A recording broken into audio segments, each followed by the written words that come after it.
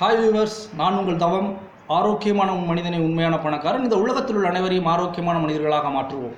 நாம் இன்று பேசப்போவது என்ன என்றால், குளிர்சாதன பெட்டி ஃப்ரிட்ஜ் பயன்படுத்தலாமா வேண்டாமா என்பதை பற்றி சுருக்கமாக சொல்லிவிடுகிறேன். ஏனென்றால் அனைவரது வீட்டிலும் ஃப்ரிட்ஜ் குளிர்சாதன பெட்டி இருக்கிறது. அவற்றை தவிர்க்க முடியாத ஒன்றாக இருக்கிறது.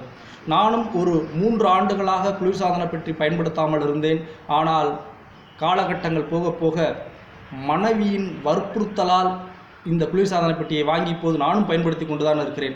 ஆனால் அவற்றை புரிய வைத்து அவற்றை வீட்டிலிருந்து தூக்கி தூர போடும் காலம் மிக விரைவில் அனைவருக்கும் வரும். குளிர்சாதன பெட்டி நாமெல்லாம் அனைத்தையும் குளிர்சாதன பெட்டிக்குள் வைக்கிறோம். கருவேப்பிலை, புதினா, கொத்தமல்லி இவற்றை எல்லாம் வைத்து ஒரு வாரம் கழித்து எடுத்தால் கூட அவை அப்படியே ஃப்ரெஷ்ஷாக இருக்கிறது. அவை உயிருடன் இருக்கிறது என்று நீங்கள் நினைக்கிறீர்கள். அது காய்கறிகளாக இருக்கட்டும், கத்தரிக்காய், கேரட் எல்லாமே உள்ளே வைத்து ஒரு 7 நாள் கழித்து நீங்கள் எடுத்தால் கூட அவை அப்படியே எப்படி வைத்தீர்களோ அப்படியே இருக்கிறது.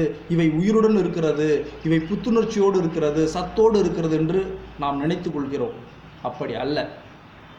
அவை ஃப்ரெஷ்ஷாக இருக்குமே தவிர அவை உயிரோடு இருப்பதில்லை.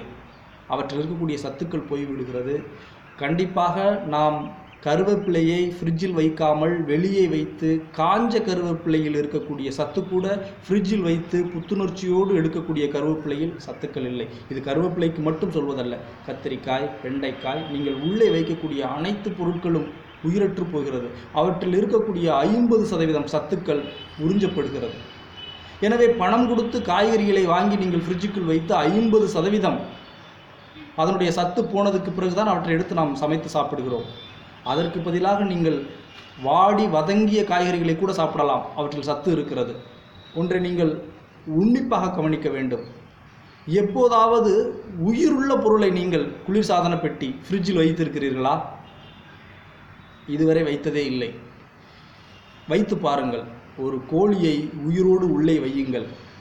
அவை எப்படி நீங்கள் வைத்தீர்களோ அப்படியே இருக்கும், அப்படியே ஃப்ரெஷ்ஷாக இருக்கும். ஆனால் அவற்றிற்கு உயிர் இருக்காது. இதுதான் காய்கறிகளின் நிலைமையும், நீங்கள் குளிர்சாதன பெட்டி ஃப்ரிட்ஜுக்குள் வைக்கக்கூடிய அனைத்து பொருளின் நிலைமையும் இதுதான். ஃப்ரெஷ்ஷாக இருக்கும், ஆனால் அவற்றினுடைய உயிர் சத்துக்கள் எல்லாம் உறிஞ்சப்பட்டுவிடும். சக்கையை மட்டும்தான் நாம் சமைத்து சாப்பிடுகிறோம். சற்று சிந்திக்க வேண்டும். இனிமேல் அவற்றை தூக்கி தூரப்போட முடியாது. ஆனாலும் புதிதாக வாங்க வேண்டும் என்பவர்கள் அவற்றை வாங்காமல் வாழ்வதற்கான வழிகளை தேடிக்கொள்ளுங்கள். அதற்கான வழிகள் நிறையாக இருக்கிறது. மண்ணில் செய்யப்பட்ட குளிர்சாதன பெட்டி எல்லாம் வந்துவிட்டது. அவற்றை பற்றி இது திருநெல்வேலியில் கூட கிடைக்கிறது.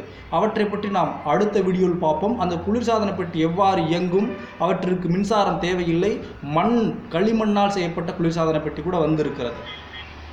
இப்படி மாற்று வழிகளை தேடிக்கொள்ளுங்கள். புதிதாக குளிர்சாதன பெட்டி வாங்க வேண்டாம். அது ஒரு சவப்பெட்டி, நமது வீட்டுக்குள் இருக்கக்கூடிய ஒரு சவப்பெட்டி.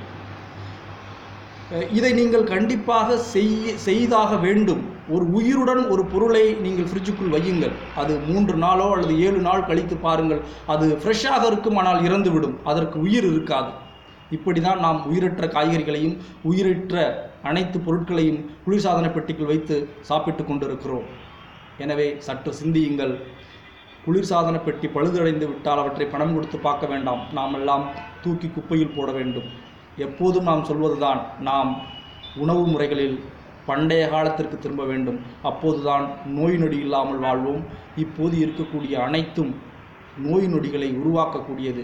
இவையெல்லாம் பணம் சம்பாதிக்க வேண்டும் என்பதற்காக நம்மளிடம் திணிக்கப்பட்டிருக்கிறது. இப்படிப்பட்ட அதிகமான பொருள் நம்மளிடம் திணிக்கப்பட்டிருக்கிறது. இவற்றினுடைய தீமைகளை எல்லாம் கண்டறிந்து ஒவ்வொன்றாக களையெடுக்க வேண்டும். அப்போதுதான் நமது சந்ததியினரை ஆரோக்கியமாக வளர்த்தெடுக்க முடியும். நன்றி, வணக்கம்.